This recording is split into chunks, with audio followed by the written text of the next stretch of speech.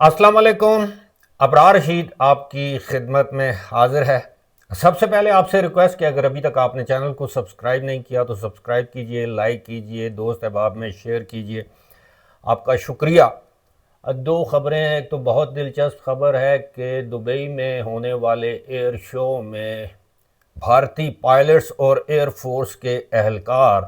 Pakistani JF-17 thunder जहाज़ के fan निकले। ये बड़ी दिलचस्प स्टोरी है या ख़बर है, इस पर बात करेंगे, लेकिन आगाज़ करेंगे कि अब बरतानिया में मुस्तकिल रिहाइश या सुकूनत तकरीबन नामुमकिन हो गई है, बल्कि यूँ कहिए कि एक ख्वाब बन के रह गया है। ये क्या मामला है, पहले आपको बताएंगे कि बरतानिया में जो वहाँ की होम मिनिस्टर हैं शबाना महमूद, जिनके अपने वालिदैन पाकिस्तान से नकल मकानी करके बरतानिया में गए थे, अब उनकी वजारत के दौर में किस तरह के यूँ समझिए कि एंटी इमिग्रेंट लॉज बनाए जा रहे हैं, और ये ख़ास तौर पर मुतासर करेंगे उन पाकिस्तानियों को, इंडियंस को। ख़ास तौर पर मैं पाकिस्तानियों की बात करूँगा कि जो कि मुस्तकिल सहूलत के ख्वाहिशमंद हैं बरतानिया में। ये वहाँ की होम मिनिस्टर शबाना महमूद ने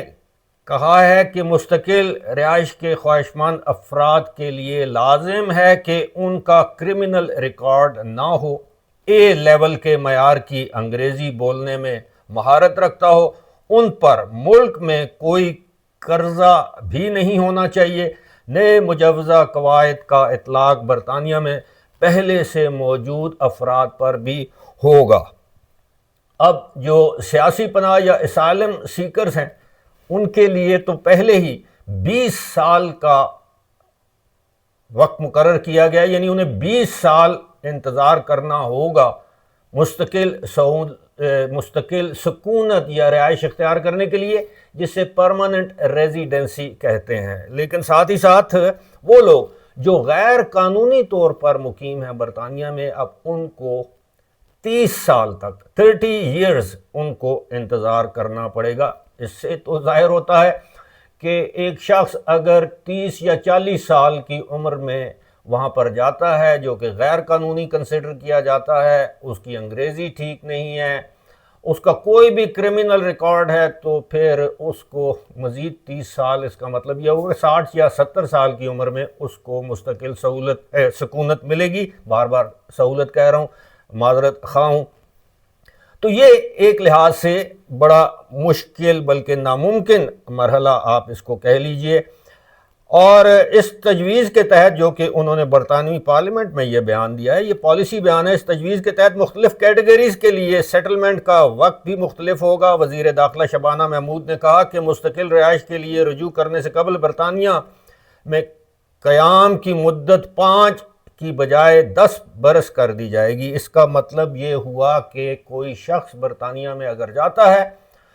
और वो गैर कानूनी तौर पर वहाँ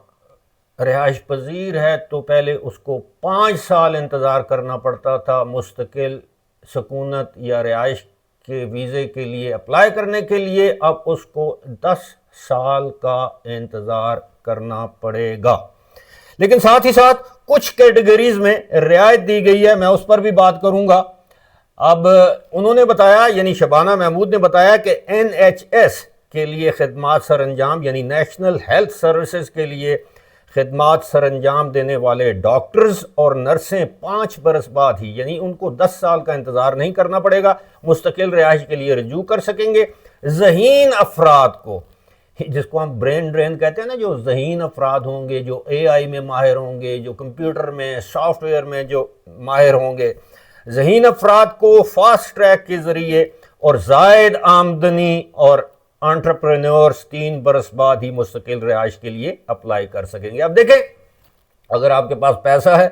जहानत है, चाहे वो मसनूई जहानत में आप माहिर हों, या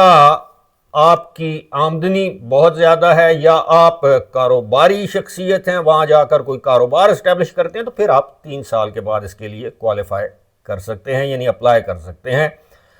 شبانہ محمود کا کہنا تھا کہ برطانیہ کے ٹوٹے ہوئے امیگریشن نظام کو منصفانہ اور انضمام کے نظام سے بدلنا چاہتی ہوں۔ میرے والدین بھی بہتر زندگی کے لیے برطانیہ آئے، پھر مقامی شہری بن گئے۔ شبانہ محمود، آپ کے والدین جب برطانیہ گئے ہوں گے تو انہیں یوں پرماننٹ ریزیڈنسی ملی ہوگی، آپ وہاں پر پیدا ہوئیں، وہاں پر آپ نے تعلیم حاصل کی، وہیں کی اپرچونٹیز آپ نے اویل کی، اور بالآخر آج آپ M P member of parliament بن گئیں اور وزیر بن گئیں۔ لیکن کیونکہ برطانیہ کی حکومت چاہے لیبر ہو، کنسرویٹیوز ہوں، ان پر یہ دباؤ ہے برطانوی عوام کی جانب سے کہ یہ جو ساؤتھ ایشیا سے لوگ آتے ہیں، بلکہ پوری دنیا سے جو لوگ غیر قانونی طور پر یہاں آتے ہیں، اس کی وجہ سے ان کا جو ہیلتھ سسٹم ہے اٹ ہیز بیکم میسڈ اپ۔ بہت بری حالت ہے، برے حالات ہیں وہاں کے نیشنل ہیلتھ سروسز کے، اور یا سروس یا جو بھی ہے، NHS جو ان کا ادارہ ہے جو صحت کی سہولیات فراہم کرتا ہے، اور یہی وجہ ہے کہ جب بھی چھوٹا سا کوئی معاملہ ہو تو وہاں نسلی فسادات پھوٹ پڑتے ہیں۔ تو یہ اس کے تدارک کے لیے، کیونکہ اس وقت برطانوی حکومت پر ٹھیک ٹھاک دباؤ ہے کہ وہ ان لوگوں پر انویسٹ کرتے ہیں جو کہ غیر قانونی طور پر برطانیہ میں آتے ہیں، مستقل یا لیگلائز ہو کر مستقل سکونت یا رہائش اختیار کر لیتے ہیں، اس لیے یہ قوانین وضع کیے جا رہے ہیں۔ اور اس کا مطلب یہ ہوا کہ برطانیہ جو کسی زمانے میں اسائلم سیکرز کے لیے جنت سے کم نہیں تھا، برطانیہ، کینیڈا، آسٹریلیا اور ایک دو اور اسکینڈینیویا کے ممالک ہیں، ان کو سمجھا جاتا تھا کہ یہاں فوراً آپ کو سیاسی پناہ مل جائے گی، مستقل رہائش یعنی پرماننٹ ریزیڈنسی مل جائے گی، لیکن اب ایسا برطانیہ میں کم از کم